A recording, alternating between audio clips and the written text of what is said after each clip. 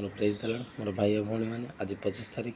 October मास 2025 को तुम स्वागत करुँ प्रभुंर वाक्य की चांद शुणा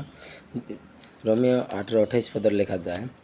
जो मैंने ईश्वर को प्रेम करती जो मैंने प्रभुंर आज्ञा पालन करती जो मैंने पथरे चलती लिखा जाए जो मैंने संकल्प अनुसार आहूत होती जहाँ प्रभु मनोनीत कर ईश्वर जे समस्त विषय से मंगल साधन करती जो मैंने प्रभुंर आज्ञा पालन करती प्रभु को प्रेम करती पुणी प्रभुंर मनोनीत लोक जेकोसी विषय जेकोसी कार्य करेंगे से कार्य सफल हे मंगल साधन करती बोली लिखा जाए प्रत्येक कार्य से माने हस्त देले प्रभु से कार्य सफल करेंगे यह आम्भे माने जानू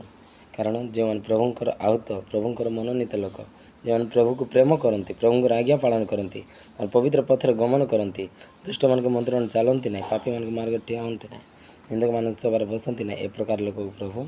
प्रत्येक कार्य को मंगल करेंगे प्रत्येक कार्य को सफल करेंगे मोर प्रिय भाई भाई मैंने वाक्य प्रभु आशीर्वाद करते आमें।